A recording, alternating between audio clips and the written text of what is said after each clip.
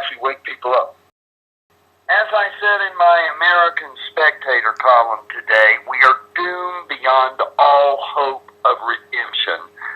We warned, conservatives warned of the consequences of re-electing Obama and especially of fully implementing Obamacare. That cannot now be stopped.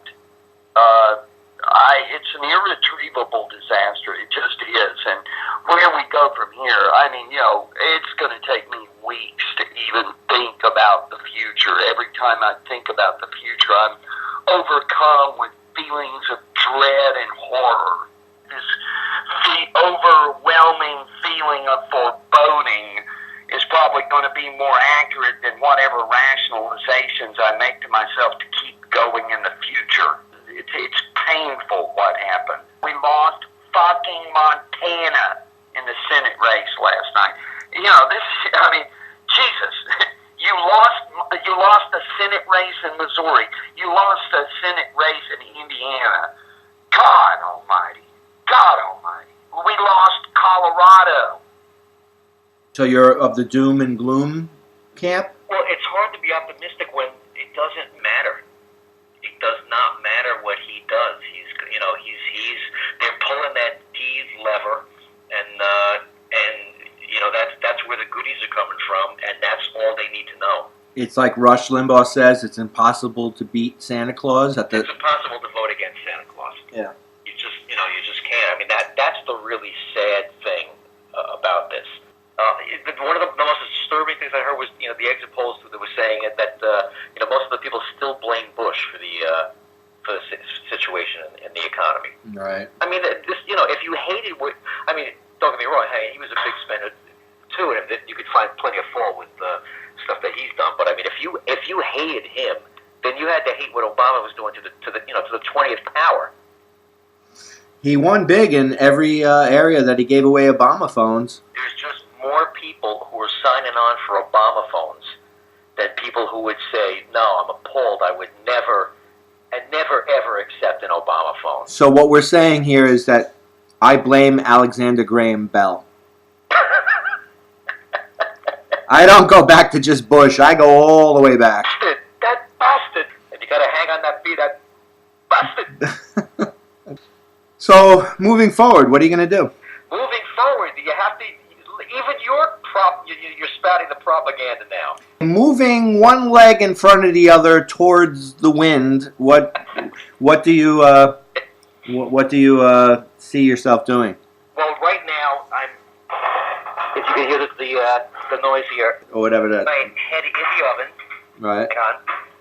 And I'm selecting 350.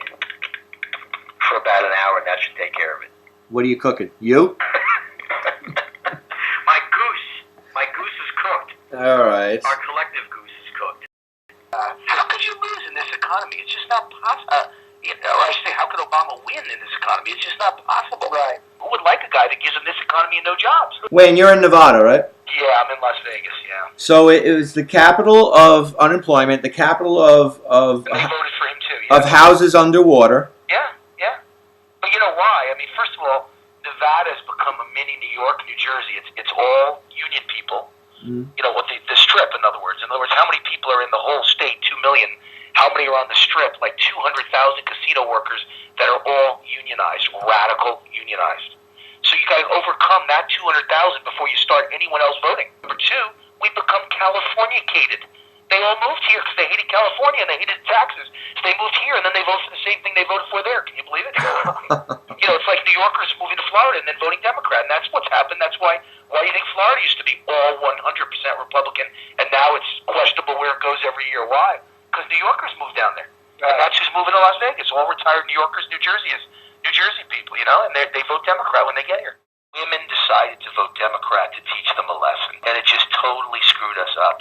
And the same women are going to have no jobs, and they're going to realize they're never going to realize it's too stupid, but they're going to have no jobs, and their economy is going to be destroyed, and then they're going to realize America's no good anymore, but they're never going to blame it on Obama. It's amazing. Wayne, Thomas Lifton, an American thinker, when I interviewed him today, he was in a total agreement with what you just said, that the appeal to Hispanics is a must. And women. You got to get rid of abortion as an issue. Yeah. It can't be an issue. You got to say Roe v. versus Wade is the law of the land. It is not an issue. I will go along with Roe v. Wade, but I will always make sure a woman has a right to have an abortion if there's rape involved, incest involved, or a woman's life's in danger. There's your answer. Well, you're a libertarian. If I was a libertarian. I left to rejoin the Republican Party. I endorsed Romney on Fox News. I'm as Republican as they come now. I'm not changing. Listen, third parties don't work. Gary Johnson got nothing last night. First of all, the Libertarian Party doesn't work. Maybe you could change to a Tea Party. If someone could, turn this into a political movement, maybe there's some shot you could turn a third party into a winning party. I don't know. Well, as I listened to this Occupy versus Tea Party, I was amazed how much there is a lot of common ground coming from the Occupy movement. They have Marxist tendencies, but they are against crony capitalism and a lot of these. Listen, I find common ground with them, in my philosophy. Then I find some common ground against the bailouts of the banks and helping big corporations, corporate welfare, things like that. Small business, I think, constantly gets screwed over in favor of big business. Politicians care about Walmart, but they don't care about my small business. So, I find things common ground, and I can make it seem like I'm friendly, but overall, I think they're a bunch of dirty pigs and communists, so they're not exactly my best friends. Where do we go from here? Well, listen, as I've said in 10 radio interviews this morning already, first I tell them why I think we lost, and I name all the reasons that, I just told you guys on the phone. It's just amazing to me that people voted for a guy who ruined their own economies, and they came back in bigger numbers. It's just no one would have ever seen that coming. But number two is, where do we go from here, and what does the Republican Party do? And my answer is that, the big mistake was naming Paul Ryan, and the big mistake was not naming Condoleezza Rice or more importantly, Marco Rubio. You've got to go after people of color. You can't have a ticket that's 100% white ever again in this country, probably. Number two, you have to find a way to appeal to women and to Latinos. You can't win elections moving forward without having a big tent and being appealing to people who are something other than a white male that makes money like me. You've just got to. So that's the way forward. I hate to break it down to demographics, but that's all it comes down to. It's politics and demographics. That's how you win elections. Are you going to run again at any time? The plan, which I've announced at 5 different big events here. I spoke to 5 different Republican clubs and events and tea parties out here in the last month. At all 5, I said, listen, someone asked me in the audience each time, and I said, well, I'll tell you my plans. My plans are to run for U.S. Senate against Harry Reid in 2016. We've got our task cut out for us. We can't change this in the short run. We're not in this term of the President Obama going to get fundamental voter integrity reform, which is something we need. So I think we've got to find some way of reaching Hispanics who are, as a group, very hardworking people who hope to accumulate something and better themselves. And the pathologies of dependency and hopelessness that have gripped other elements of the Democratic constituencies have not taken full hold among Hispanics. So that's job one for the GOP, is to increase our vote share among Hispanics. Job two is to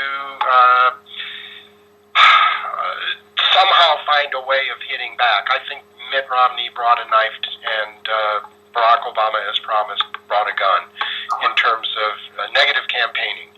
And Mitt took a lot of body blows and didn't hit back. He played a gentlemanly game, and he wasn't competing against a gentleman. So we've got to learn how to play hardball. We've got to take back the culture. This is the work of people like you, maybe me in a supporting role, but we've got to get a lot of creative energy out there. We've got to seize the culture.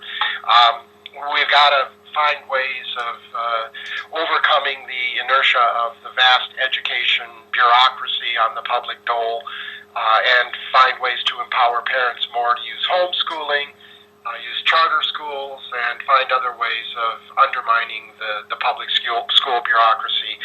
What I texted my friends and stuff was, America has lost her mind. How do we move forward creatively? We need to resurrect Breitbart.